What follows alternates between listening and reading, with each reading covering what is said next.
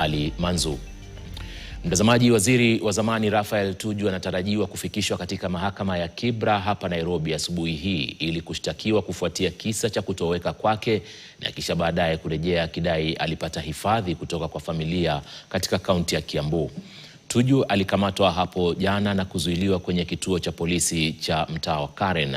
Tuungane kwa njia ya moja kwa moja na mwanahabari mwenzangu Alan Ochanda ambaye yuko katika mahakama ya Kibra hivi sasa ili atuarifu na kile ambacho kinachojiri katika sehemu hiyo. Nadhani unanipata vyema kabisa Ochanda, labda tuarifu tu hali ikoje katika mahakama ya Kibra na kinachotarajiwa. Na Manzu, kama tulivyotaja ni kwamba tupo katika mahakama ya Kibra hapa jijini Nairobi, ambapo waziri wa zamani Raphael Tuju, kulingana na wale ambao wapo karibu naye, wanasema kwamba atakuwa akiweza kufikishwa katika mahakama hii ili kuweza kushtakiwa. Kumbuka hapo jana wakati ambapo mkuu wa idara ya ujasusi nchini ama DCI, mkurugenzi wa DCI Amin alisema kwamba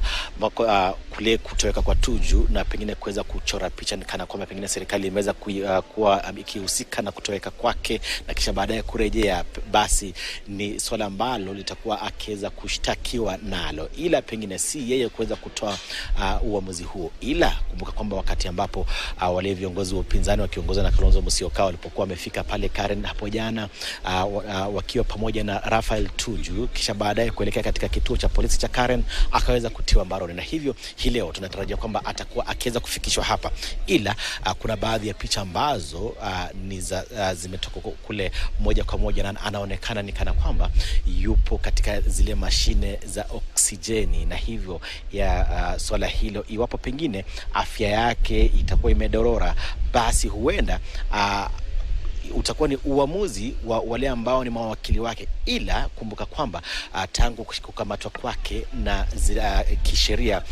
anastahili kuwa akiweza kushtakiwa na kufikishwa mbele ya mahakama chini ya saa 24 tangu kushtakiwa kwake, na iwapo muda huo utakuwa ukiweza kupita, basi wale ambao ni mawakili wake Ndegwa Njiru, Paul Nyamodi na wengine watakuwa wakiweza pengine kufika mahakamani na pengine kutaka kwamba pengine mteja wao awe akiweza kuachiliwa. Ila kufikia sasa tumekuwa tukikita kambi hapa kwa zaidi ya saa moja hivi na hapajakuwa na yeyote ama kiongozi yeyote, kwa sababu kwa kawaida wamekuwa wale viongozi wa upinzani kina Kalonzo Musyoka, Eugene Wamalwa, Justin Muturi aliyekuwa waziri, pia wamekuwa wakiweza kuandamana na Raphael Tuju katika safari hii yote, ila hakuna dalili kwamba wameweza kufika hapa. Lakini tumekuwa tukizungumza na wale ambao ni maafisa wa mahakamani hapa, wenyewe wakisema kwamba pia wameweza kupata zile taarifa Tuju atakuwa akiweza kuwasilishwa hapa, na hivyo Manzu tutakuwa tukikita kambi hapa kuweza kuwajuza watazamaji wetu kila linalojiri hapa katika mahakama ya Kibra. Iwapo Tuju atakuwa akiweza kufika hapa, na akifika hapa atakuwa akishtakiwa kwa kosa lipi, kwa sababu kumbuka aliweza kutoweka siku ya Jumamosi na kuweza kurejea hapo jana, mwenyewe akisema kwamba alikuwa akihofia maisha yake kutokana na kuwa anadai alikuwa akifuatwa na gari ambalo halikuwa na nambari za usajili, na hivyo mwenyewe kulingana na ushahidi wake ni kwamba aliweza kutorokea usalama wake na kuweza kuungana na kutafuta hifadhi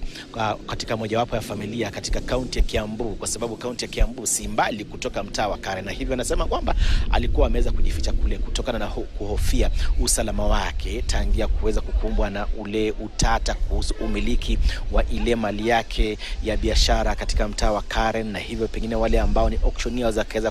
kupata kuweza kushinda ile kesi, na kisha baadaye Tuju amekuwa na hiyo msururu wa mikosi, na hivyo tutakuwa tukiweza kujua